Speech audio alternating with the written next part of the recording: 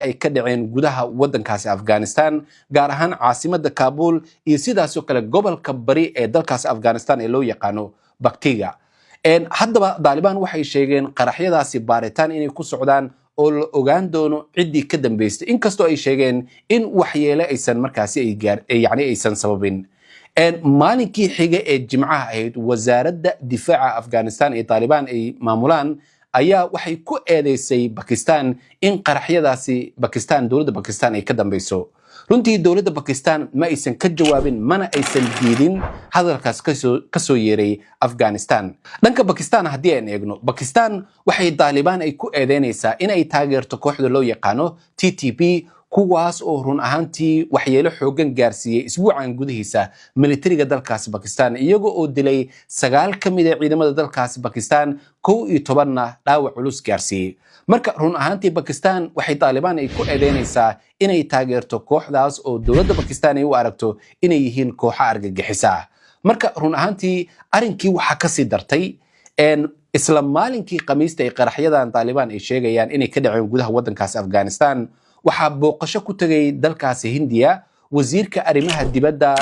kooxda Taliban uu hogaaminayo ninka lagu magacaabo Amir Khan Muttaqi dalkaasi Hindiya arinkaas oo run ahaantii Karachi ay aad uga carootay maadaama Karachi ay si fiican ula socoto in Hindiya marnaba aysan xiriir ula yeelan Taliban wanaag ay u qabto Talibaniyiinta maadaama Hindiya tan ilaa ay markii Taliban labada jeer ay qabsadeen dalkan Afghanistan ay ku tilmaamayso inay yihiin koox argagixisa oo muslimiin oo xaq jireen ah welibana taageerada ugu badan ay ka helaan Afghanistan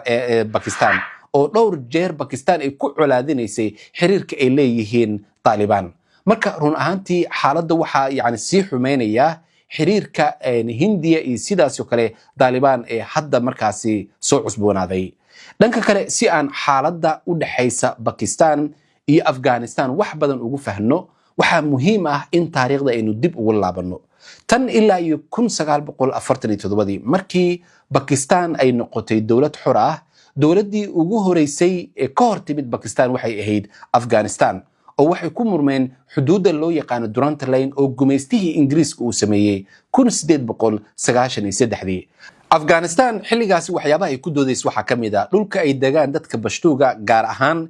dhulka loo yaqaan Khyber Pakhtunkhwa iyo Balochistan oo dhacda dhanka koonfur galbeed ee dalkaasi Pakistan welibana ah gobolka ugu weyn Balochistan ee dalkaasi Pakistan in Afghanistan ay leeyihiin run ahaantii tan markii waxay dhalisay xiisad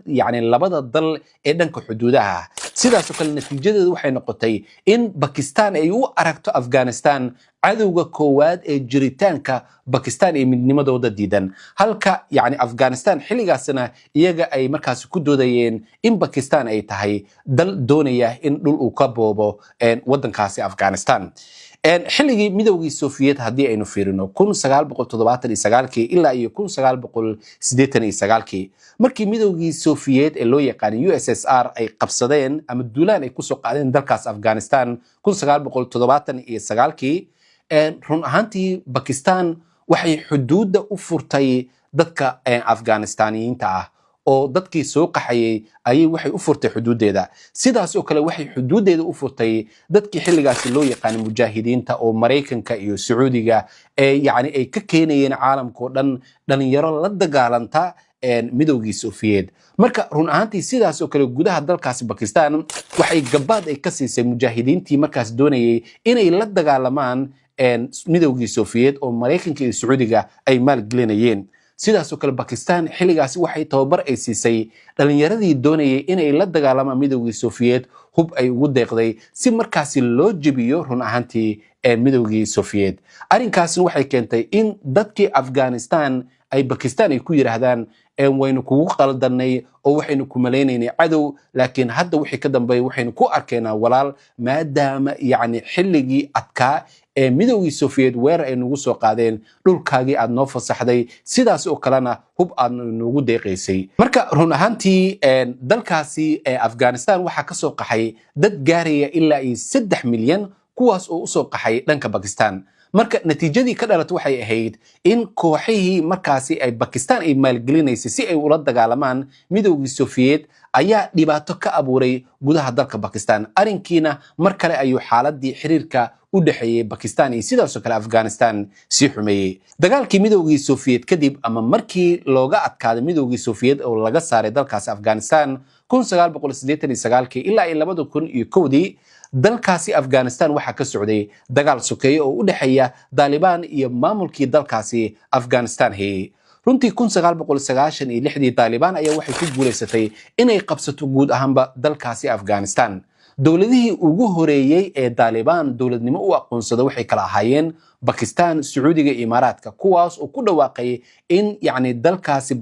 Afghanistan ay dowlad xor ay noqotay oo Taliban taageero buuxda ay u muujiyeen. laakiin dhanka kale natiijada ka dhalatay waxay noqotay kooxihii loo yaqaanay Northern Alliance ama kooxihii isbahaysiga waqooyiga sida Hindiya iyo Iran ayaa ka soo horjeestay in Taliban ay u aqoonsadaan in ay yihiin dowlad rasmi ah. weerarkii 11 Sebtembar 2001 ilaa 2021 runtii Afghanistan waxaa duulaan ku qaaday Mareykanka iyo isbahaysigiisa. Pakistan waxay la safatay Mareykanka oo garab ay ku siisay sidii weerar loogu qaadi lahaa dalkaasi Afghanistan. runtii marka aad fiirisana Pakistan xilligaasi cunuqabateyn weyn ayaa saarneyd oo dhanka dhaqaalaha ah. Mareykanka wuxuu kula gargortamay Pakistan haddii ay doonaysay in cunuqabateyntaasi laga qaado in garab uu ku siiyo sidii weerar ugu qaadi lahaa dalkaasi Afghanistan, maadaama dalkaas ay ku sugan yihiin waa sida Mareykanka markaas uu ku andacoonayay kooxihii Al-Qaacida uu hogaaminayay Osama bin Laden, oo isla Osama bin Laden iyo kooxihii dalkaas Afghanistan ku sugnaa. Pakistan iyo Mareykanka ayaa waxay ahaayeen kuwii ku maalgelinayay in ay la dagaalamaan midowgii Soviet 1979 ee loo yaqiinay mujaahidiinta. marka xilligaa wixii ka dambeeyay Pakistan run ahaantii waxay taageero buuxda ay siinaysa Mareykanka oo saldhigyo waaweyn ay markaasi ciidamada dalkaasi Mareykanka ay ka kacaan ay ka siisay dhulkeeda. arrinkaana waxay keentay in xiriirkii Taliban iyo Pakistan uu xumaado. markii Mareykanka uu isaga baxay dalkaasi Afghanistan 2021 runtii Pakistan aad ay ugu faraxday in Taliban ay dib ula wareegaan dalkooda, laakiin xiriirkooda wax yar kadib ayuu xumaaday kadib markii Pakistan ay ku eedeysay Taliban inay taageerayaan kooxda loo yaqaano TPP oo garab ka helaya Taliban, kuwaas oo dhibaato xoogan ka wada gudaha dalka Pakistan iyo sidaas oo kale carqaladeynaya dowladnimada dalkaasi Pakistan. marka labada dhinac markaas wixii ka dambeeyay waxaa bilowday inay isku eedeeyaan midba kale in dhibaato ay